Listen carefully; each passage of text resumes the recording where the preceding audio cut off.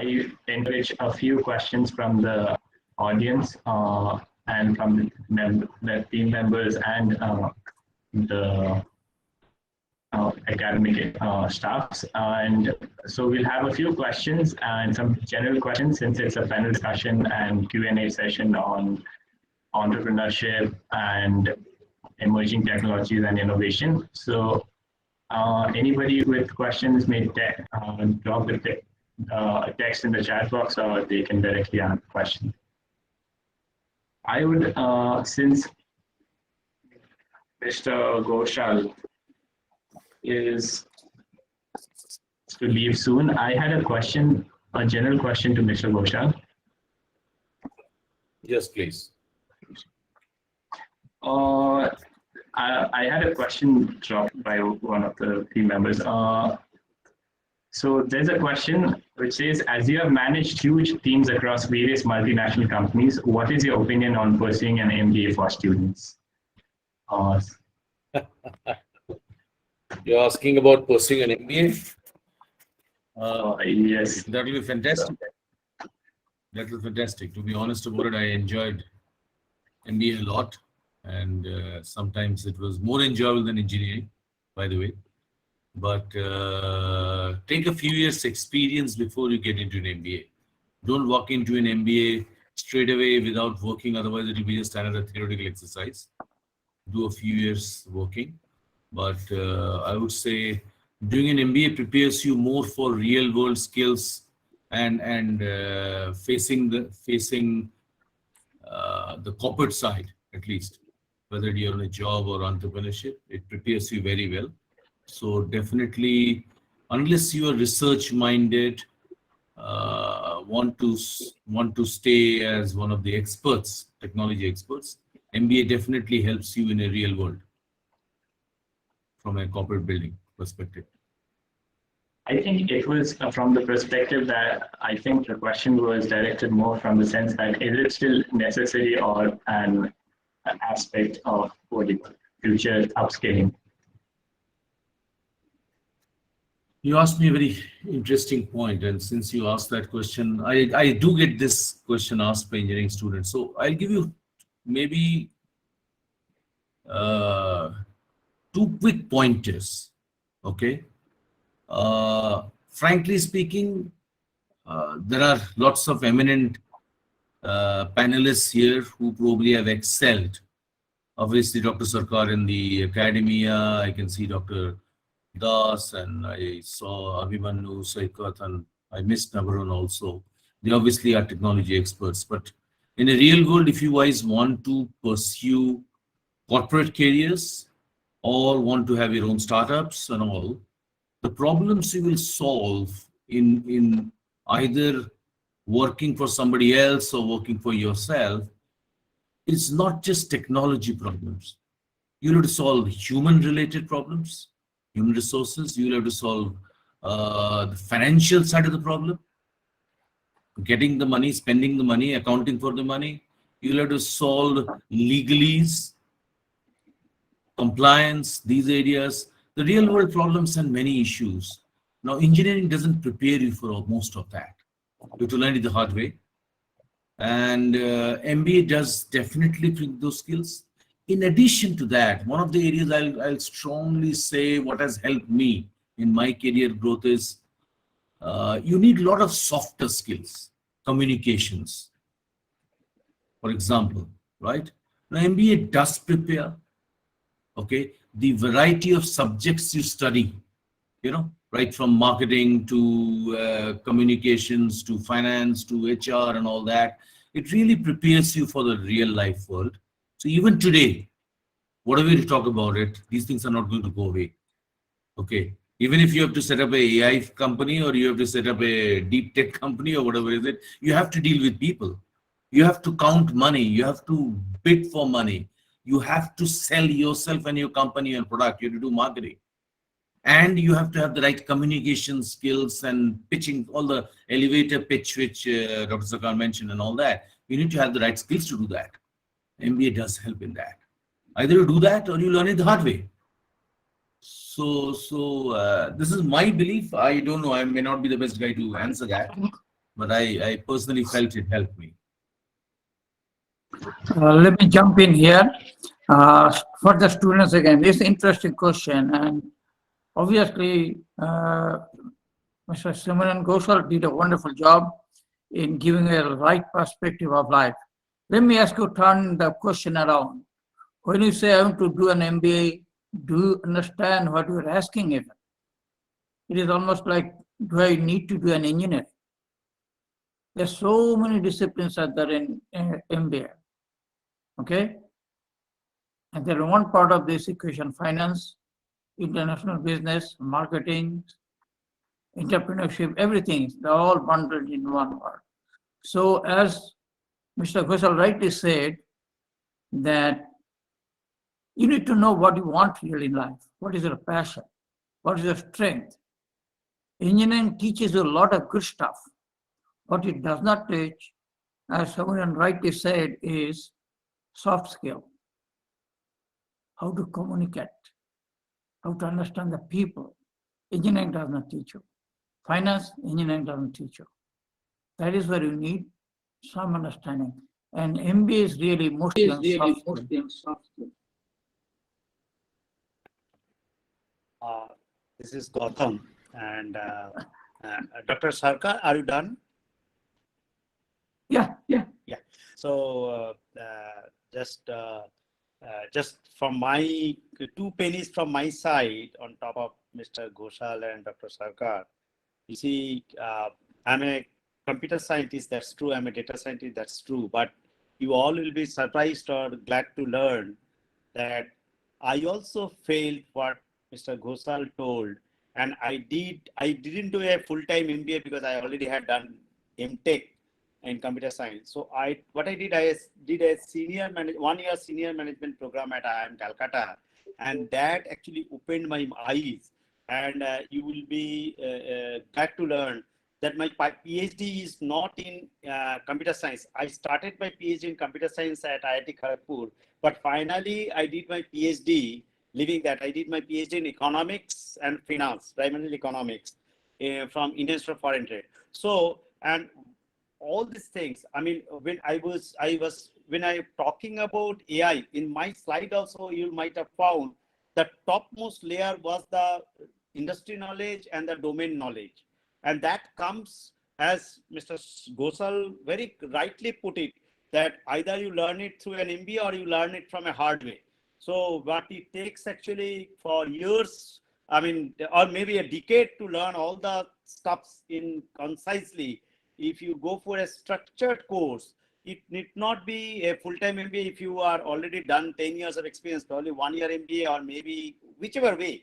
But a structured courses on finance, if you are economics, if you do not do, because you need to understand one thing, business runs on economics, business run for economics, and business runs by economics. So if you do not understand economics, if you do not correlate the business economics and the macroeconomic parameters, then when you are applying AI machine learning in the industry, then what you are going to do, if you do not understand where to apply and why to apply and what is the outcome you're expecting, that only the business person understands. And your some amount of acumen or your some amount of domain knowledge will always help you to grow up the career. I'm done. Thank you, Dr. Gautam. Looking into the chat box, we have a question for Mr. Navarun. The question was, how is India in reality at an industry level dealing with tokenizing assets on the blockchain? Also, can you please shed some light on the regulatory obstacles one can face while tokenizing real estate?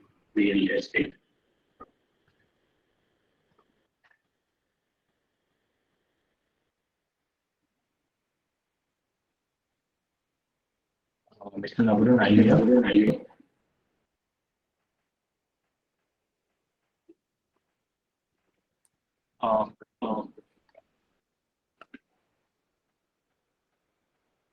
Moving on, I have a personal question for Dr. Kamal Sarkar.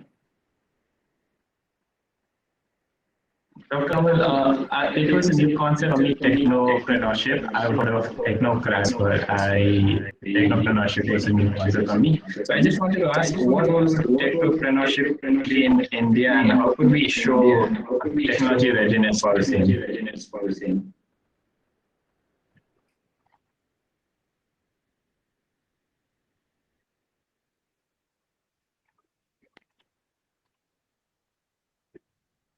Dr. Kamal? Dr. Kamal?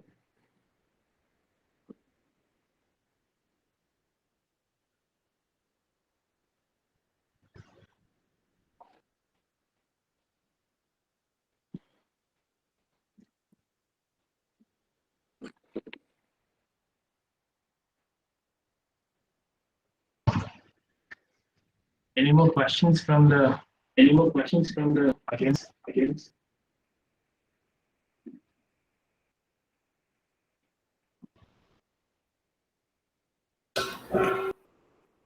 Can I ask one? Yes, Professor. My question to Mr. So, sir, you have pointed out, and you have your encouraging and motivating words for students, like you should keep learning, you should be open to learning, and you should be a problem solver. Then the issues that students are facing, like less employability, that should not be an issue. Now, also we always hear like the course curriculum at the academic universities are not probably that industry relevant. So, do you think there is a need of changing course curriculum that are being taught in the institute that should be revised to be industry relevant?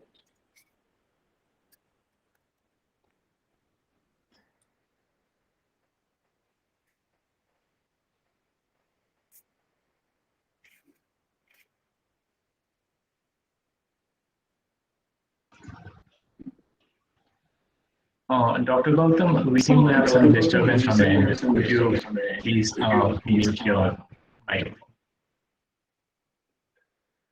Yeah, I think, was that not audible? Shall I repeat? Actually, Professor, yeah, if you could please, it was not very clear. Okay.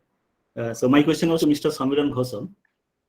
Sir, you have motivated and encouraged our students to be a problem solver, and they should be open to learning, and they should keep learning, right?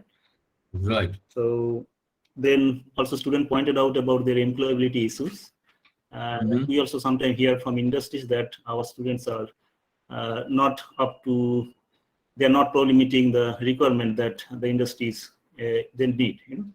So, and they also talk about revising course curriculum at the institute to make it more industry relevant. So in your opinion, do you think, or if you think that is required, so what would be the suggested changes that you think the institute should look at revising their course curriculum to make it more industry relevant? Oh my, you're asking a question maybe above my pay grade a little bit, quite a bit. So I don't know whether I can comment, or I probably can at least influence about the curriculum part of it. But I can definitely comment about coming from the industry, when we look at students, what we look at students' employability and what they learn. So to be brutally honest about it, what you guys today, what you have in the curriculum, nothing is wrong with that. Okay, I think you have enough subjects, and I'm a visiting teacher in some of the IIMs and a couple of other institutes. Every year I have taught. The question is, there is a lot more theory there. That's true. But I don't think we should worry, or we should leave it to the right guys who decide in this curriculum in the academia and the government circles, because I don't think we can influence much. Though from CII, we keep passing some of those inputs. The key question, Bidut, it was you, right? You asked the question, Bidut. Yes, yeah. The key question is, again, as I said, it is how you learn it. what you learn about it, and how you apply that. Okay. So for example, I'm sure other than the core subjects you learn about, since you're in mechanical, are there electives you can take? Are there other subjects which are techno-mechanical in flavor? Dr. Das talked about all this data science and all that. How much you're learning about applicability of data science in the areas of maybe the, as I said, mechatronics, IoT, Industry 4.0 and all that. It doesn't need to be always what is there in the curriculum. Okay, it's how much students go about and learn it and experience it. Now, having said that, I don't, because I lived abroad so long, nearly 15, 20 years. My kids actually studied abroad. They grew abroad also. There is lots of possibilities in the education which can be made more thinking oriented than pure learning from theory.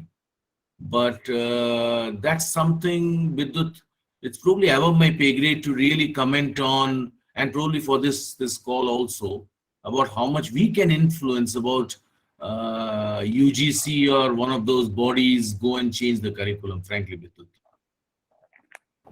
Okay, sir. Thank you. No, thank you for your comments. Can I ask another one, Pranay? Yes, Professor, you may go ahead. Yeah, so my next question is to Dr. Sarkar. In your talk, you highlighted that entrepreneurship is not for everyone, and you also had pointed out that there should be some way to assess one, like whether he or she is good for technopreneurship or entrepreneurship. So can you please elaborate on that a little bit more so that students have a better picture of how can they really assess themselves, so to identify whether they are good fit for doing or going for entrepreneurship? Sure. Thank you. Actually, the question was, I will have to sort of echo Samiran Ghoshal that, this is really the question, the answer I'm looking for. Okay? It's very difficult to say what is right, what is wrong, because every entrepreneur is different. But let me give you a couple of simple statistics, which is very important. In US, that's the only data I'm really comfortable with, 64% of the jobs are created by entrepreneurs. Okay? We are talking about this huge economy, and we are talking about 2/3 of the economy is grown by entrepreneurs. So they come in every shape and sizes. What is important in every case is two things. As both Dr. Das and Samiran Ghoshal said rightly, two things is very important. Number one is that you must understand finance. If you do not know how much your material costs, your product cost, how can you even sell it? If your stuff costs $100 and if you want to sell it for $500, nobody's going to buy it. On the other hand, if you sell the same thing for $50, you're losing a shirt and maybe pant too. The question is, you must have an idea how much your material costs. So, in a sense, answer to your question also in terms of engineering, maybe this is one part, at least I never learned in my curriculum. I do not know whether it is taught now. Engineering economics should be there. That part we do not have. Even in my school in Texas, we don't have it. I'm pushing for it. I'm teaching a couple of lectures on it, but it's important. The other thing is that at the end of the day, we are talking to the customer. It is very important, as Samiran rightly said, that again, how you want to learn it. You can learn it in a structured or MBA, but you need to know what you're going to learn. If you do not know what you do not know, you are lost. If you know what you do not know, it's easy. Okay? Learning never stops. My pet phrase is that I'll stop learning when I'm dead. You keep learning and keep adjusting. Mother Nature is by nature non-linear. You keep iterating, and keep your goal focused. Another statistics I'll tell you, 2/3 of the population are babies born today. The jobs they will do does not exist today. When I was born, when even I graduated, I had no idea what I'll be doing. What I am doing now, those things, say nanotechnology or entrepreneurship, was very, very fade buzzword. So to answer the question, I do not know. All I can say is that follow your passion. Okay? That is exactly Steve Jobs did it. That is exactly Bill Gates did it. That is exactly Mark Zuckerberg did it. They went to Harvard, they dropped out. Don't need it. They didn't need any structured education. Follow your passion. Know your strength. Try to learn every day something new and be people friendly. That's all I can say. Yeah, thank you very much. One last question to Dr. Gautam. Dr. Gautam, can you hear me? Yeah, I can hear you. Dr. Gautam, I just had one question on behalf of the students. How can students prepare ahead if they want to implement data science in core industries in the future? You see, data science is everybody's stuff. And Mr. Ghoshal had mentioned that, you need to be, it's not like that. It is since the core thing is statistical analysis and mathematical modeling and computer science we talk about. But again, actually, when I had a huge team while I was globally heading for data consultancy services for its data science based consulting, or subsequently, actually, I also happened to be an entrepreneur. And I ran it for 7 years, but unfortunately, I had to drop it because of some health issues and all, and other because of the COVID and all. But that's a different ball game altogether. But what I wanted to mean, for last 15 years, I'm only with the data science field, and the people who actually succeeded, and I found them actually became really good data scientists, are from chemical engineer, civil engineer, engineering, metallurgical engineering, and so and so. So I one or two from computer science or probably statistics background. So you know what Mr. Ghoshal and Dr. Sarkar told. First thing is that your passion, and second thing is that you need to learn what is required for and the problem solving attitude. Now coming back to, again, if somebody would like to go for a structured data science course, of course somewhere you have to start. And what you need to do, you may need to learn something afresh. If you are not a good programmer and like to be in the data science field, of course you need to learn programming, and which is nothing great. I'm pretty sure today, instead of your repute, okay, a mechanical engineer knows programming. You might have done programming in C or C++, whatever it may be. But today's world, actually, for data science, actually, you need to know Python. Python is the only learning language you want to learn. But having said so, I'm not focusing on programming. That's the bare minimum thing that is required, and that is actually nothing great. But the great thing is that your love for mathematics, which an engineer from any background, be it civil, mechanical, electronics, electrical, everybody has some strength in mathematics. So mathematical mindset, analytical aptitude are the main thing. Now with that, you start learning fundamental of statistics. I may seem to be a little audacious, but with due regards to the branch of statistics, need not study statistics the way statisticians learn in the theoretical aspects. As Mr. Ghoshal told, more from the application side. Mind it, we studied a lot of mathematics being in engineering course, but we did not study the mathematics the way actually BSc or MSc mathematicians studied. Our engineering mathematics, the way you mentioned, it's a mode of application. So statistics, go to business statistics. You can catch hold of a book of business statistics by Levin Rubin, Statistics for Management, or Amir C. Excel, Business Statistics. You go through those books, that will give you the fundamental stuff.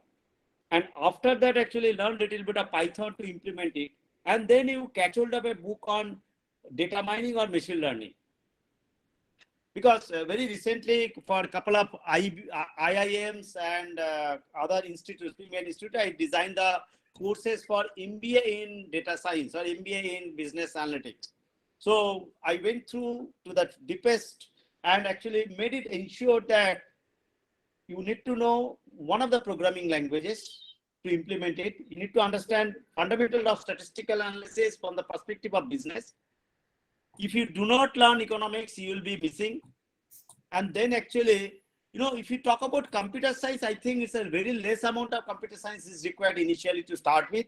If you get into some of the stuffs of AI and computer vision and all, you may think that you require, but a lot of people from mechanical civil, they all pick up because you need not know in depth at the very beginning, and whatever is required, if you have got a learning aptitude, you can learn it.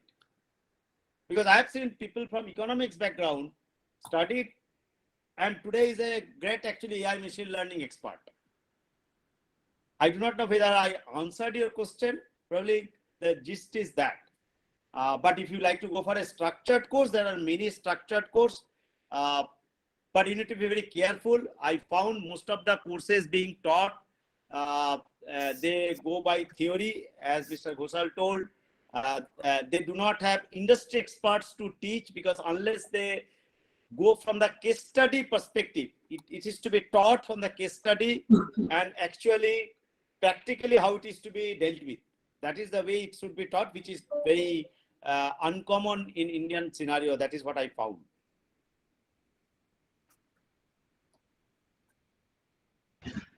Thank you. May I make a quick comment here? Please. Thank you, Dr. Das. You raised another interesting point. It is about statistics. Students must know statistics. It is not data science. It is manufacturing engineering. Just a small reminder, your microphone is echoing.